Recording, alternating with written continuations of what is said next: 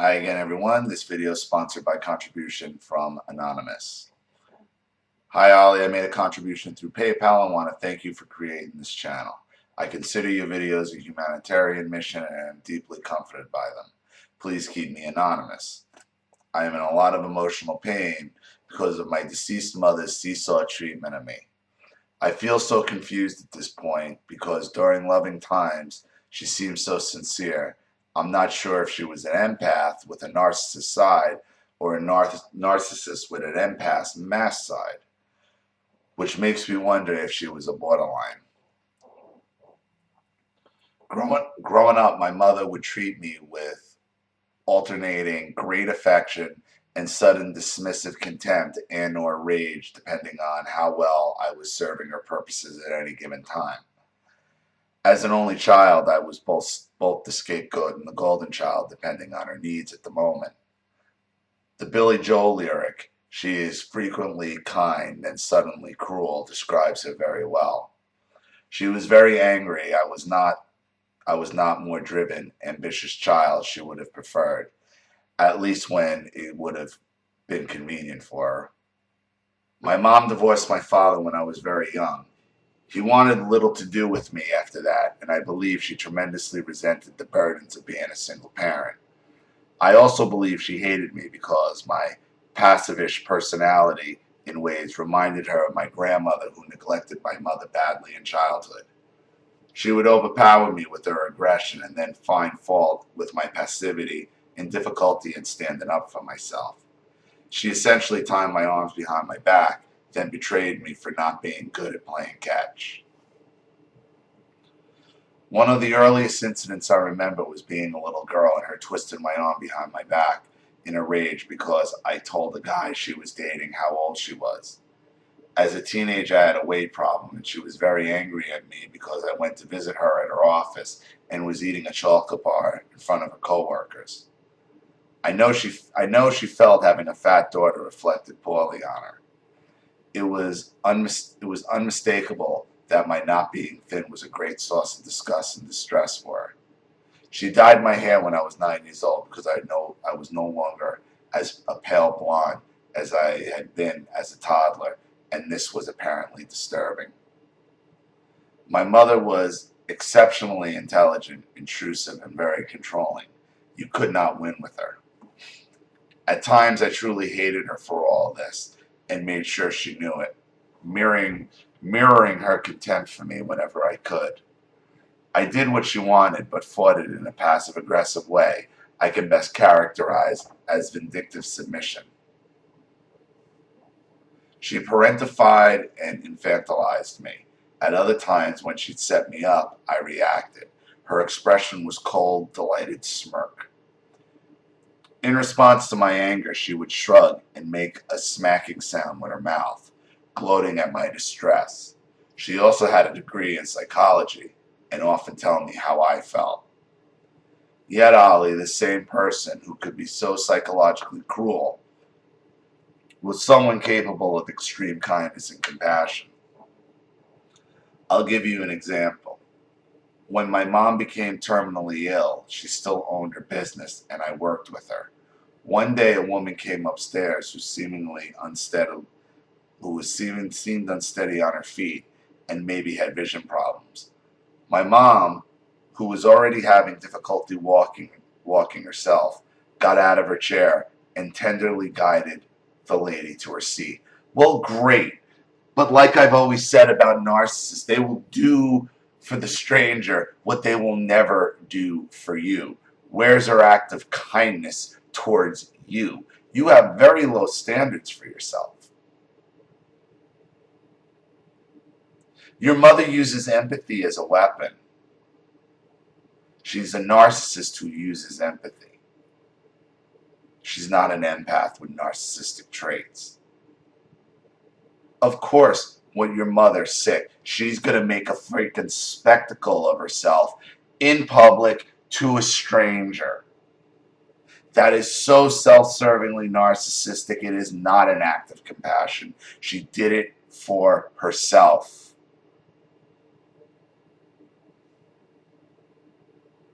I almost feel guilty writing you in a way because I wasn't starved, beaten, or poisoned, and didn't experience the level of abuse you and other people who've written letters have described. But I am boiling with hurt and rage over how my mother used me to serve her own purposes.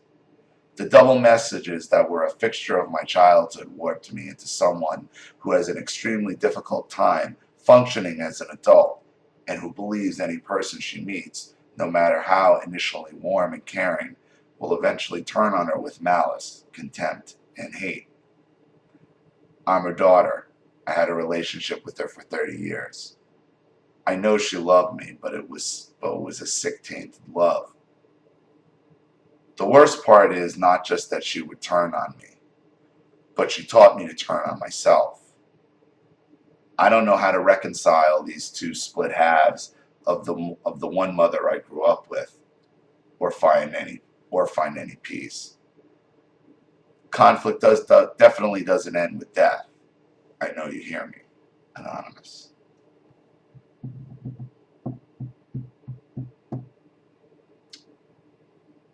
Death does not absolve the narcissist. And this is a perfect example. This woman has destroyed your being. You can't trust anybody. You can't have a relationship. Constantly on edge. And she has you so snowballed that you think she's compassionate. Because when she was going downhill, that in public she went out of her way to help a stranger. Well, what about you?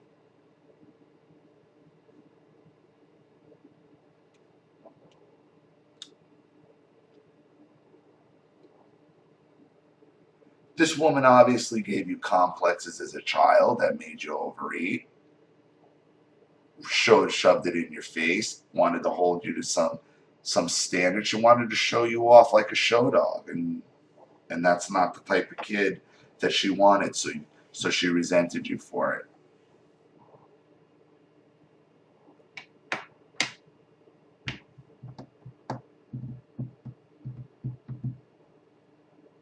You're writing me for a reason.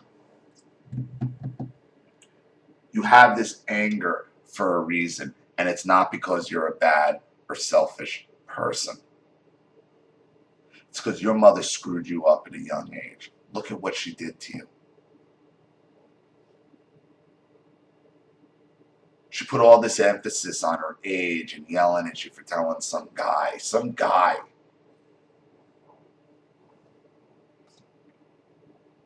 Gave you a complex about your weight. You turned to food.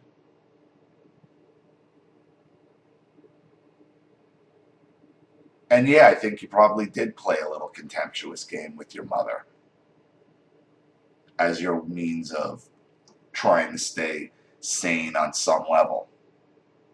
Still damaged you to your core, damaged you to the point now she's dead and you still can't have any relationships, and you feel guilty that you're angry with her. You should be even angrier because she abused you to the point where you took some selfish narcissistic act as some kind of act of compassion and kindness that somehow she deserves credit for. That's proof of her being a narcissist that uses compassion as a weapon. Death does not absolve your mother. Death doesn't alleviate your rage and your anger and your hate, and you have a right to it. It's righteous anger. You have nothing to feel guilty about. You're going to, as you move forward, going to keep uncovering thing after thing after thing, issue after issue, memory after memory of things your mother did to you that are yet to be resolved. You're nowhere near done with your anger. You have every right to it. But look at it this way. at least she can't gaslight you over it or turn it around against you.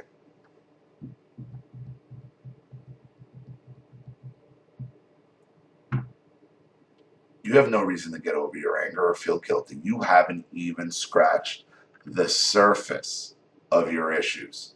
Look at where you are. Can't trust anybody. Can't form relationships. Waiting for everybody to turn on you. And you want to forgive the woman who did that to you when you haven't barely moved on yourself? No, you have a right to your anger and you need to keep your anger.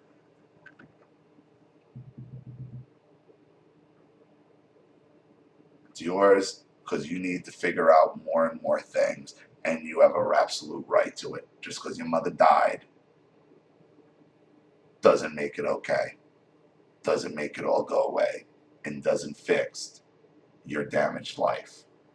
So thank you for your contribution and thank you for your story.